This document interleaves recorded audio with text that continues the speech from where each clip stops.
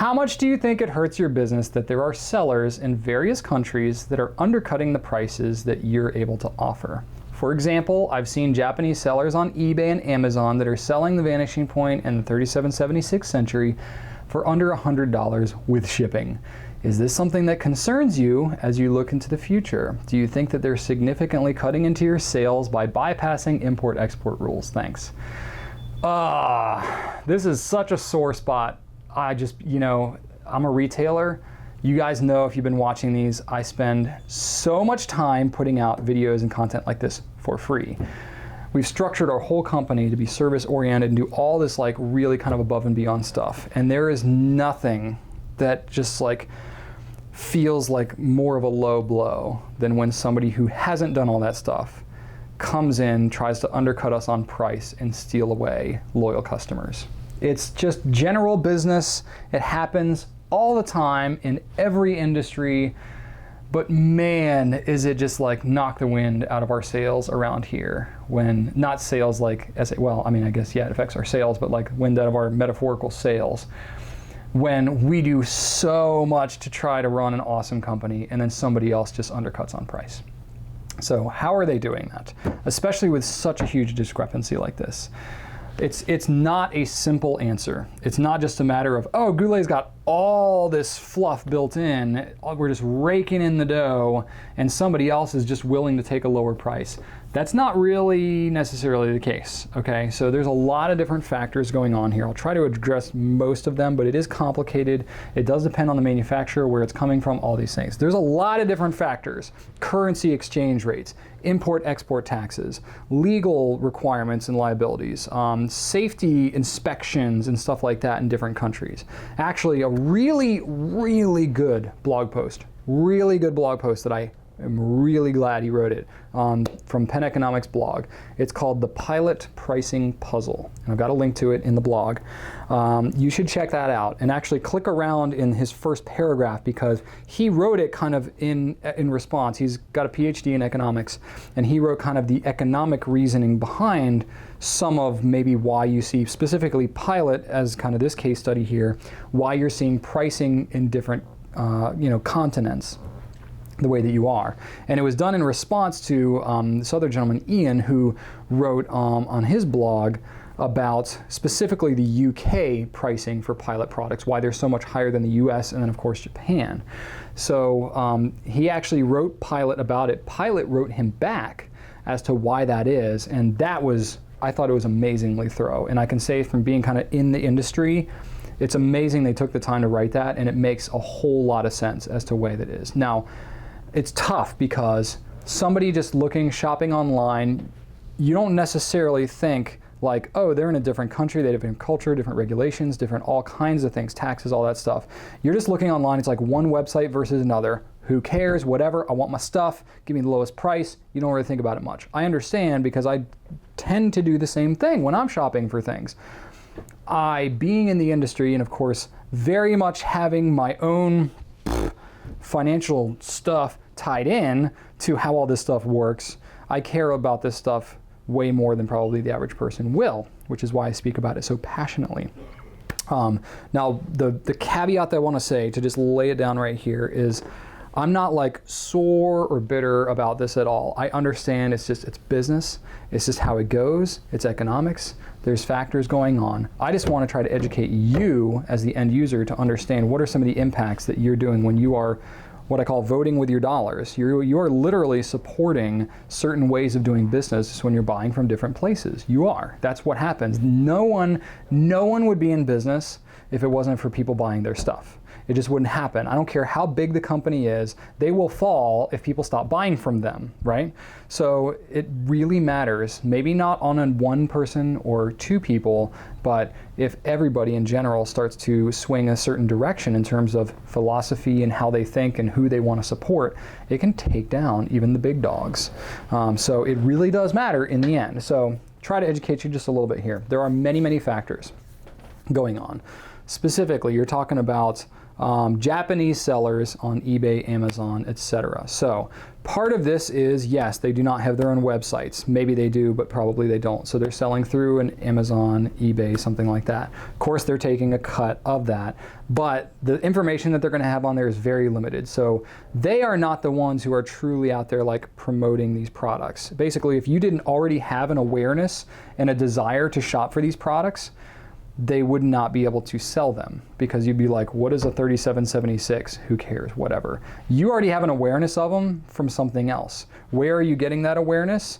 From somebody else that's done the legwork to educate, promote, market, discuss, talk about, troubleshoot, customer service those products. So if everybody in the world was only listing things on eBay, Amazon, and those kind of other, there's really nothing inherently wrong with that way of doing it, but if that's all there was, you would not have a clue what the heck you were ever buying, because the short product descriptions they have on there it's essentially a crapshoot unless you have somebody who's taking the time to really educate more. And yes, there are like some reviewers and stuff like that who give some information there, but part of what I believe I as a retailer not only should, but I'm obligated to do to earn my pay and to earn your, respect and trust, is I believe I should put out good, solid information, teach you about products, add value to you so that you see a reason to support me and try to keep me around. Because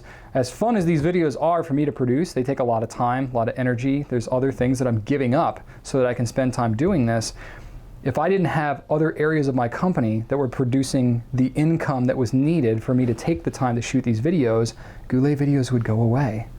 Like really, I would, as good of a person as I am, I simply would not be able to provide for my family and provide for the 33, 34 people, now we have some people in transition, but for the more than 30 people that we have in this company, if I was not thinking about how I can, help to provide the best living situations for everybody, here. And the way that I do that is by providing you the best value possible, right?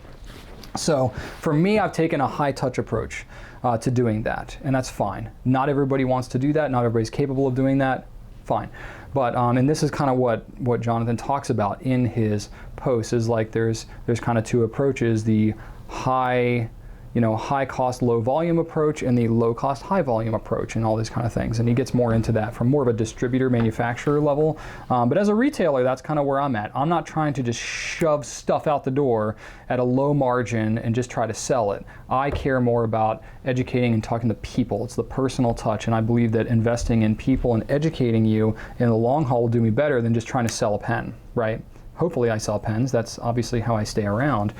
But it's not necessarily the front end goal.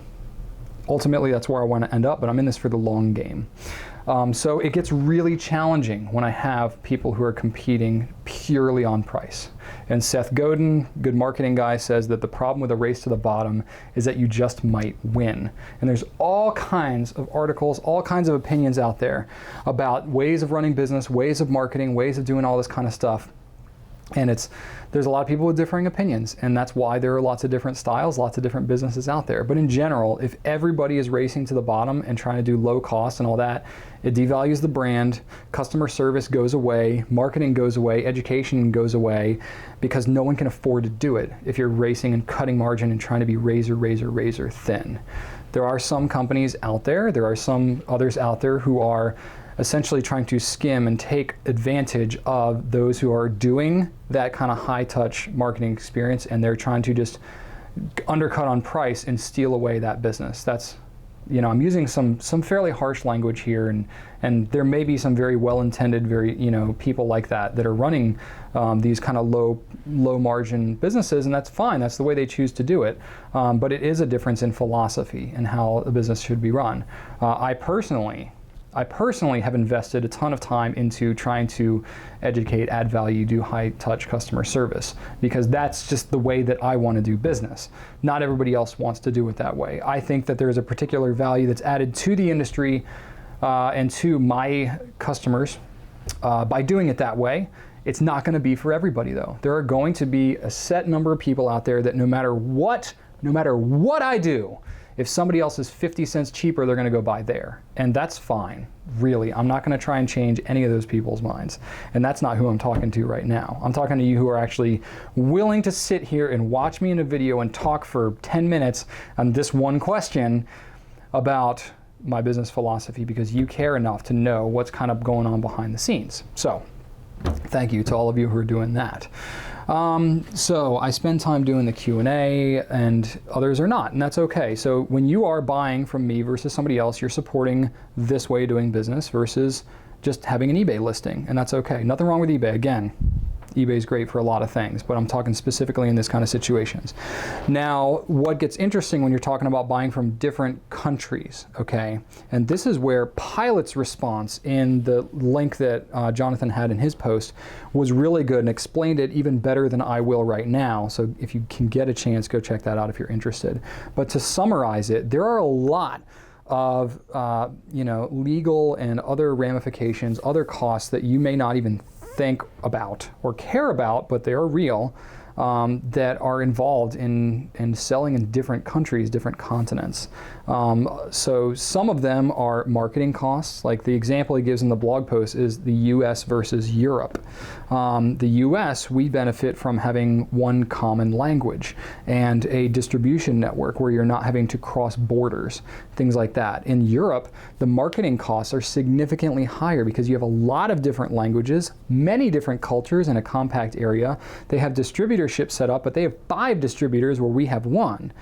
And so it gets to be a challenge there just because there's so much more overhead to just make people aware of products and troubleshoot them and have all these different marketing approaches. And then not only that, but you have the legal ramifications. Like what's interesting is I'm going to use the Pilot E95S as an example. That pen is called the Pilot Elite in Japan.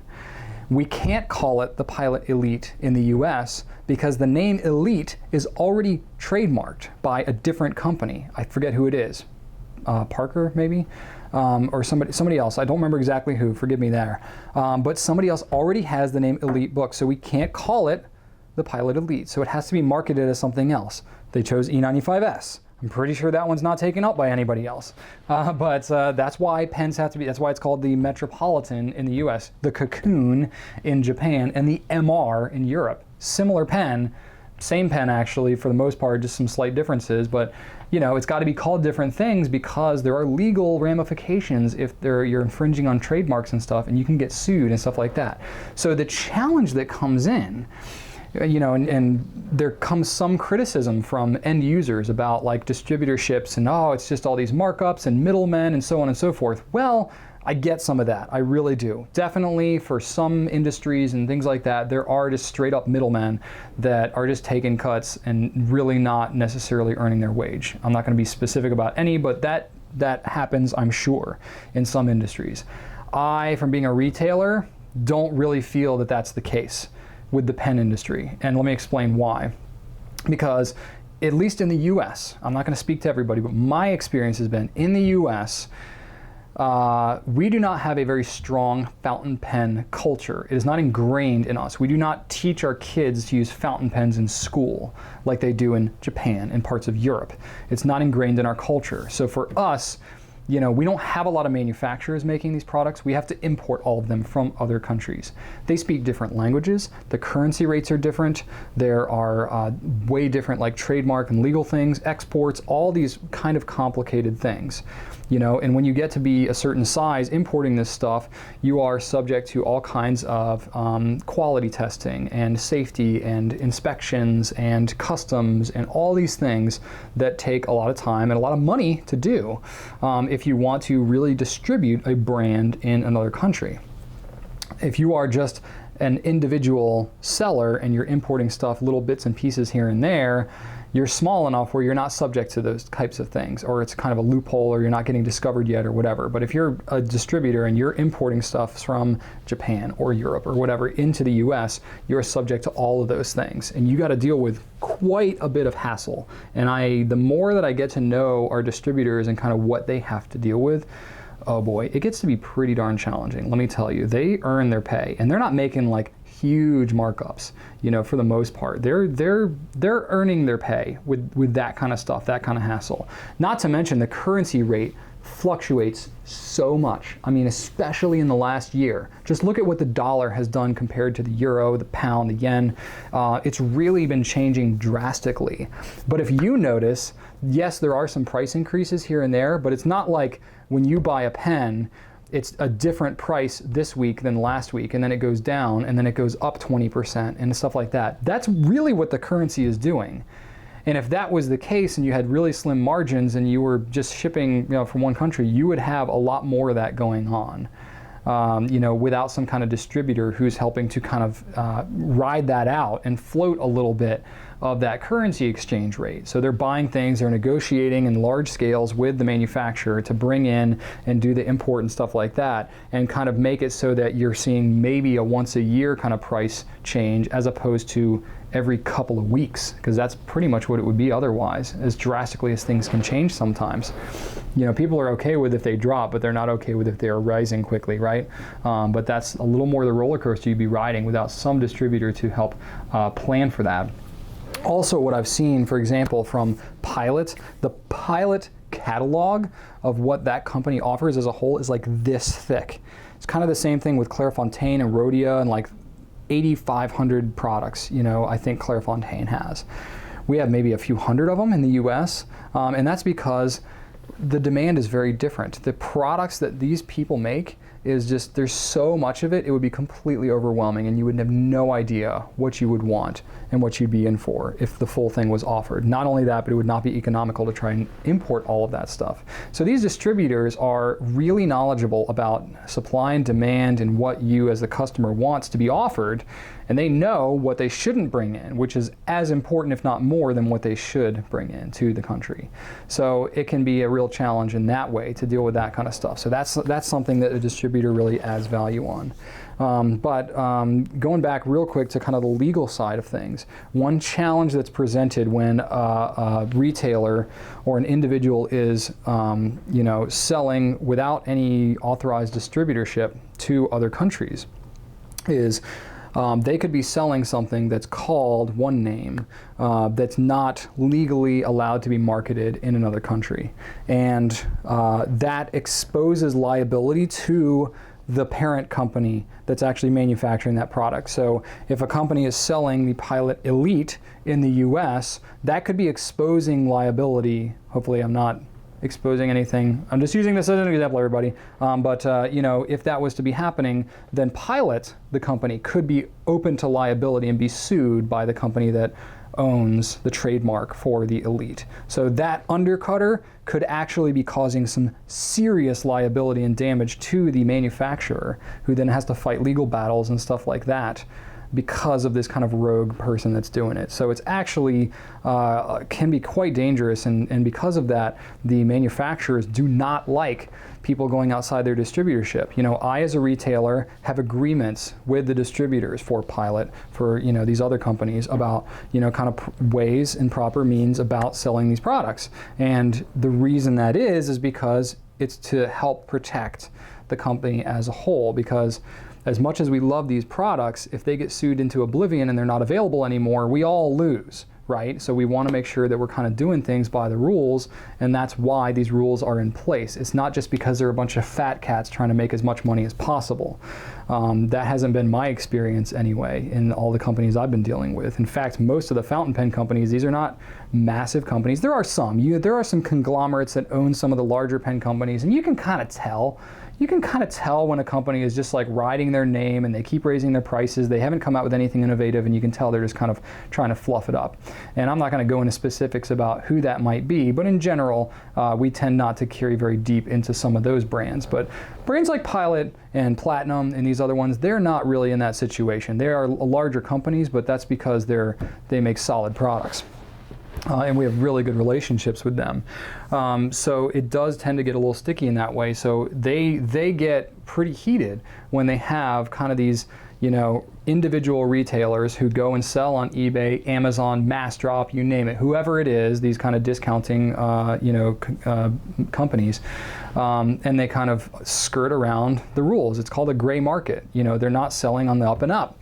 A lot of times these sellers are not authorized retailers. A lot of times they are not even getting the product directly from the manufacturer. Sometimes they, many times, they will mask who their supplier is. So they'll set up shell companies or make agreements with, kind of backdoor agreements with other retailers who are buying the product for them so that they can't be traced back to the original manufacturer as to where they're getting their supply. So it's not illegal, so to speak, in terms of, they're breaking the law, but they're certainly breaking the buying agreements with, well, if they're not breaking the buying agreements because they don't have one with the original manufacturer, they are through whatever affiliate that they're trying to buy through. It's really sketchy. It's really sketchy, some of the stuff. And I'm not going to blame specifically any one, source that's doing this, but this is kind of how it's going on. So if you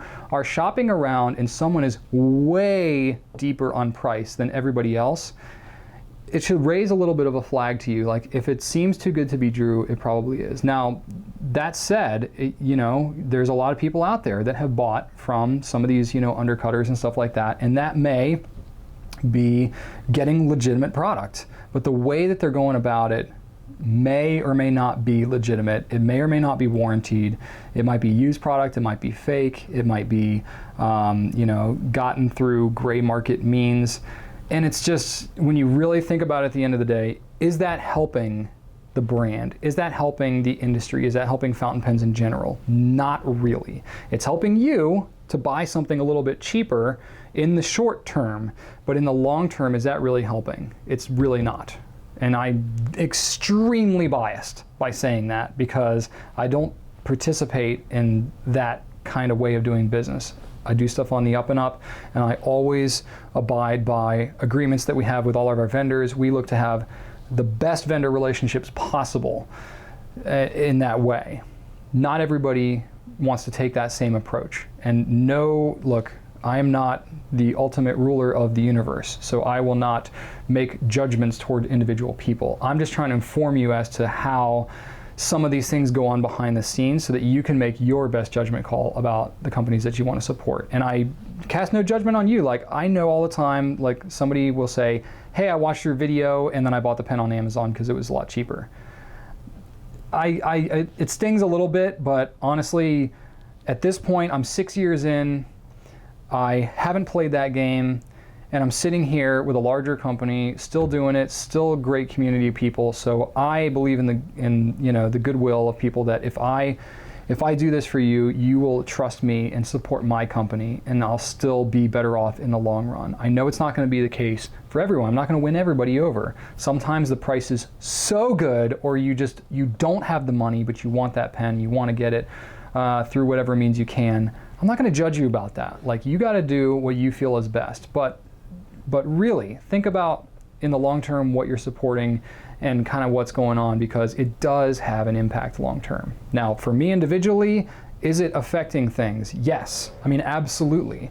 It is affecting things. I had mentioned the legal liability exposes to the companies. That puts a threat to me. If Pilot or somebody gets sued into oblivion, that's going to hurt me.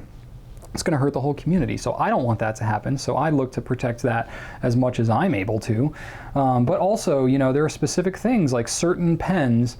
Pelican's a good example. We get undercut on Pelican from overseas, and we don't offer a lot of high-end Pelicans because of how difficult that is to kind of control from Pelican's end. So that's why you don't see us offering and talking about a lot of Pelicans, is because there's a lot of demand for it, but the prices that people expect on those is so far below what Pelican would like us to sell it for, legitimately, that we just can't do it. So that sucks. You know way less about Pelican than you would if I was able to sell it really at a good price. And I've talked to Pelican about this, and it's something that they are aware of, and it's very challenging for them. They're a large company.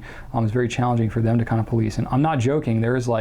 Sometimes there's a shop in a certain country, and it's like somebody is buying like parts or like they've literally had it be where someone is stealing parts out of the factory and then assembles them and then goes through a different company to sell them online. Like, some of the craziest stuff happens because if there's an opportunity to make money, some people will go through whatever means.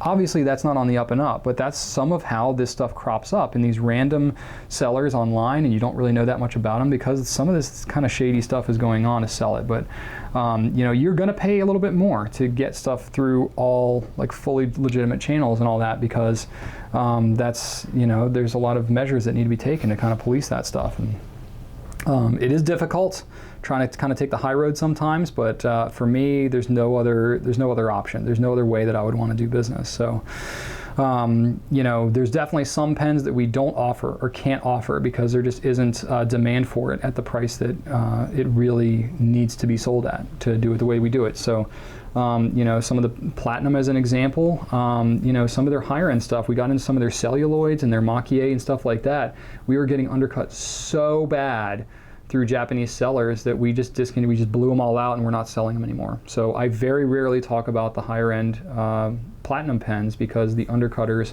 are so vicious that it's not economical for me to carry them. So that's a really good kind of real example of if you really are interested in like platinum maquillés and stuff like that. I just can't get motivated to sell them because I know I won't be able to because of these undercutters. So that's a very real kind of tangible thing that's affecting you in knowing more about these pens. So you're going to be left with people like me not talking about them, and you're going to be left kind of just taking a complete gamble. And if from the larger scope, I know I'm going forever on this question, but it's really, really important to me.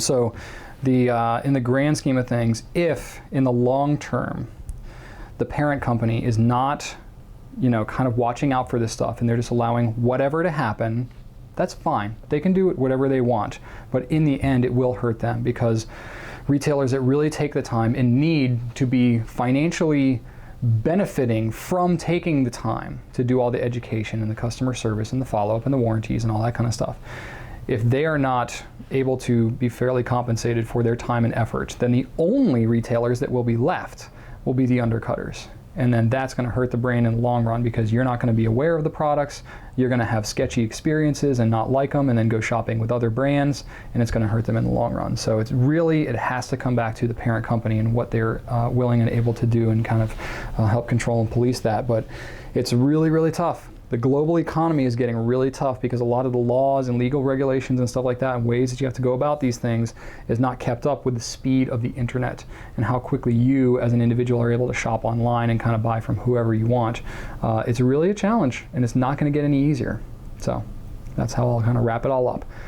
Whew, that was a heavy question, but I wanted to take it head on. Hopefully I represented my company and my manufacturer as well. I may take a little heat for that question. I just hope that you can see the good intention that I have behind answering that one. I fully understand I may take some flack for that one, but that's okay. I'm willing to keep the conversation ongoing. I'll follow up in the chat. I'll follow up in the comments about you if you really want to get on me about that one. But I feel it's important enough where I still wanted to address it.